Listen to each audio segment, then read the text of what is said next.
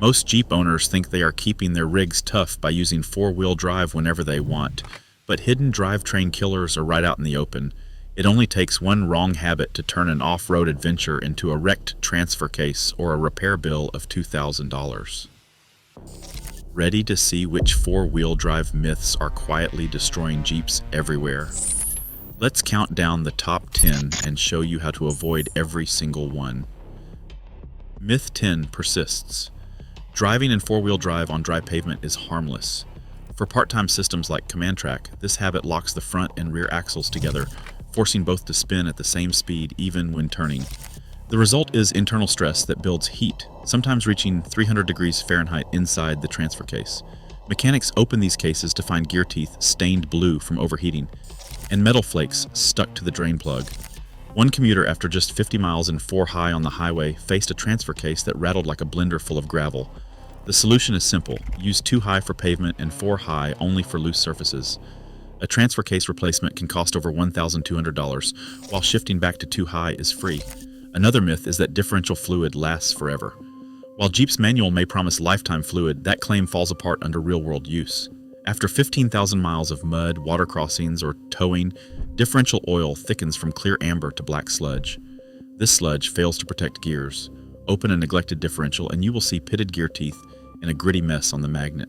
Mechanics routinely find this damage in vehicles that skip regular service. Changing fluid every 15,000 to 30,000 miles costs around $100. Ignore it, and a rebuild can run $1,500 or more. Fresh oil is the cheapest protection for the gears that keep your Jeep moving. Then comes the belief that a big lift and oversized tires are harmless. A lift over 2 inches without correcting suspension geometry pushes C, V, and U joint angles beyond safe limits. Factory specs call for less than 10 degrees, and a 4-inch lift can exceed 15 degrees. This stretches C via the boots, causing grease loss. Torn boots lead to joints grinding themselves apart, sometimes in a single trail ride. Mechanics use digital angle finders to spot these issues. Early repair of a torn boot might cost $300, but a snapped axle or destroyed joint can reach $1,000. Adjustable control arms and regular checks keep everything aligned and trail ready. Some Jeep owners treat lockers like a magic button, flip the switch, and every obstacle disappears. But locking differentials are not meant for every situation. When both wheels on an axle are locked together, they have to spin at the same speed. That is perfect for clawing out of deep mud or crawling over rocks, where one wheel might lose traction. But try this on pavement or hard-packed dirt, and the drivetrain starts fighting itself. The result is torque shock. The stress of locked axles on high-traction surfaces can twist drive shafts, snap axle shafts, and even shatter gears inside the differential. Mechanics see these failures most often when someone leaves the locker engaged after leaving the trail. A simple recovery with a locker can save a $500 tow, but using it at the wrong time can cost thousands in repairs. Then there is the idea that all Jeep four-wheel drive systems are created equal. They are not. Take the Command Track system found in most Wranglers and Cherokees. This is a part-time setup with a 2.7 2-to-1 low-range gear. It is built for general off-roading, not hardcore crawling. The Rubicon's Rock Track system, on the other hand, uses a deeper 4-to-1 low range. That means more torque at the wheels and finer control at low speeds. On paper, it sounds like anyone can just swap in a Rubicon transfer case and conquer the toughest trails. In reality, mismatching the system to the Jeep's weight, axle strength, or intended use leads to expensive lessons. A non-Rubicon model running oversized tires in a Rock Track swap without upgrading axles or drive shafts faces a much higher risk of sheared splines and twisted shafts. Mechanics have seen JK and JL models towed in with grenaded drive shafts after a low-range climb that pushed the parts past their limits. The key is not just having the right features, it is knowing when and how to use them. Lockers are for loose, unpredictable terrain, not daily driving, and before swapping transfer cases or adding heavy-duty parts, match the system to your Jeep's actual needs and your driving style. A little knowledge prevents a lot of broken parts and keeps you enjoying the trail instead of waiting for a flatbed. Crawling slow over rocks feels safe, but here is the catch. Automatic transmissions in Jeeps cannot cool themselves well at low speeds. When you are inching along at idle, especially in tough terrain, transmission temperatures can climb past 220 degrees Fahrenheit before you know it. That is the danger zone for clutch packs. Once the fluid overheats, it loses its ability to protect the internals. Some Wranglers and Gladiators have a digital temperature readout, so keep an eye on it.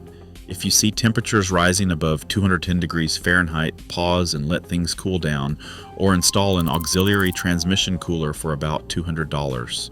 That is a small price compared to a $3,000 transmission rebuild after the clutches burn up from repeated overheating. After a trail run, plenty of drivers forget about sway bars, especially with electronic disconnects on newer Wranglers. Off-road, disconnecting the sway bar lets your wheels flex and keeps tires planted, but leave it off for the drive home and things get risky fast. Above 40 miles per hour, a disconnected sway bar means the Jeep leans more in corners and reacts slower to steering. The extra body roll makes highway lane changes unpredictable, and in an emergency maneuver, it is much easier to lose control. Mechanics have seen rollovers and fender benders traced back to this simple oversight. All it takes is pressing the reconnect button or bolting the bar back on. That free habit saves you from thousands in crash repairs and keeps your Jeep safe on the road. Tire pressure is another spot where myths cost money. Airing down to 15 or 18 pounds per square inch off-road gives you better grip and a smoother ride. But if you forget to air back up before hitting the highway, you are asking for trouble.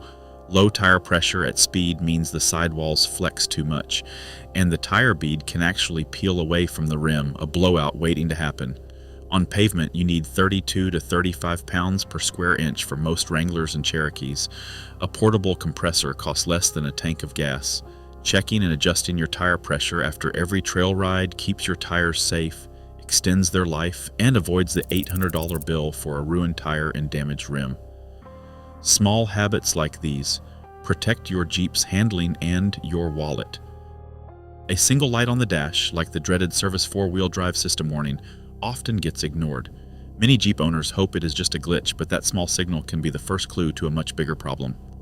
On JK Wranglers built between 2012 and 2018, the front axle actuator is especially vulnerable. Mud and water work their way inside, corroding the tiny electric motor that controls your four-wheel drive engagement. Mechanics have opened actuators packed with grit and rust, all because routine service was skipped. A simple cleaning every couple of years costs $200 and keeps everything moving, while waiting for a failure means a replacement that costs $2,000 and a long wait for parts. One owner learned this the hard way. After a weekend in deep mud, a warning light appeared, but she kept driving. A month later, her Jeep wouldn't shift into four-wheel drive at all. The repair bill was 10 times what a basic service would have cost. Now some Jeep owners take the opposite approach. They treat their maintenance schedule like a checklist for survival, not just a suggestion. There are Wranglers, Cherokees, and Gladiators out there with over 200,000 miles on the original drivetrain, no rebuilds, no major failures. The secret isn't luck, it's discipline. Every 15,000 miles, change differential and transmission fluids. After every trail ride, do a quick check of tire pressures and look for torn CV boots. Have the geometry checked after every lift or after a hard hit, and inspect actuators for mud or moisture. This routine, fluids, geometry, pressures, actuators, and mode usage costs about $200 per service interval. Compare that to a single actuator that costs $2,000, or a transmission that costs $3,000, and the math speaks for itself. A female mechanic with 20 years in the trade puts it simply: preventative maintenance isn't just about saving money, it's about keeping your Jeep reliable for every adventure. She has seen too many rigs sidelined by problems that started as a minor warning or a skipped service. The difference between a Jeep that hits 200,000 miles and one that gets towed in at 80,000 miles is almost always the owner's habits.